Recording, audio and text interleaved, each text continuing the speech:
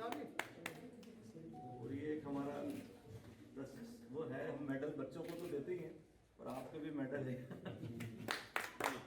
हाड़ौती के बारे में ये माना जाता था कि चंबल का पानी है, उबाल खाता है, लेकिन ये भी सुना था कि यहाँ का उबाल चंबल तक ही सीमित रह जाता है, बाहर नहीं जाता। चंबल के बाहर नहीं जाता सर, सही। और ये मैंने महसूस किया कि यहाँ इतने बड़े लॉ एंड ऑर्डर की स्थितियाँ उत्पन्न हुई, पुलिस पर किसी ने उंगली नहीं उठाई।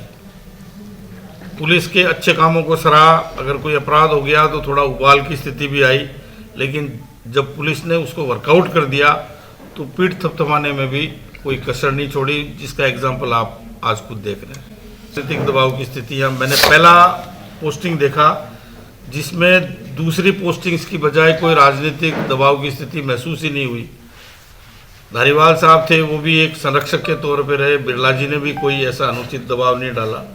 इसलिए मुझे नहीं लगता कि कोटा में कोई राजनीतिक दबाव की स्थिति हो।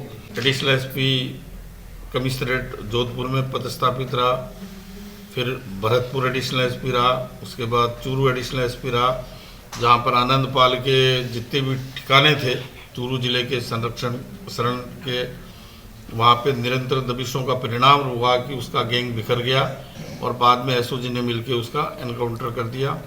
उसके बाद चूरू से मेरा आईपीएस में प्रमोशन हुआ, वहाँ पहला पदस्थापन भरतपुर एसपी के तौर पर हुआ, उसके बाद जालोर, बांसवाड़ा, उसके बाद धौलपुर और उसके बाद कोटा शहर। और ये पुलिस के सेवा काल की जो यात्रा थी उसका समापन मेरा कोटा से हो रहा है। हत्याकांड और एक अन्य प्रकरण में जिनका उल्लेखनीय योगदान रहा, उसमें एक प्रकरण में तो 1 लाख रुपए की राशि पीएचक्यू से घोषित की गई थी, उसका वितरण किया गया। और एक परिधि जैन की तरफ मामले में एलन और मोशन ने 3 लाख रुपए की घोषणा की थी, उसका जिनका आउटस्टैंडिंग कंट्रीब्यूशन रहा उनको वितरित की गई।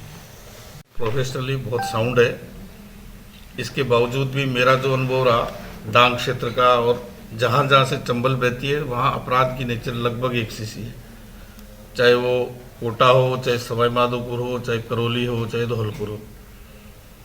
और अपराधियों को जब ये लगता हो कि हमारे अनुकूल माहौल नहीं है तो बहुत सारे अपराधी तो जमानत नहीं कराते, एक बार चले जाते हैं तो वो लौटने की कोशिश नहीं करते कि बाहर गर्म हवाएं चल रही है। तो अभी भी वो स्थितियां हैं। कोटा के बहुत सारे अपराधी आप तुलना करेंगे तो विगत वर्षों की तुलना में इस समय कोटा की जेल में सर्वाधिक अपराधी हैं जी, और सारे हार्डकोर क्रिमिनल्स हैं, वो अंदर है। जो ही कोई बाहर आया हमारी टीम ने उसको उठाया, बंद किया और वापस उसको उसी स्थान पर भेज दिया। जब अपराधी बाहर स्वतंत्र नहीं घूमेंगे तो निश्चित तौर पर अपराध पर नियंत्रण रहेगा।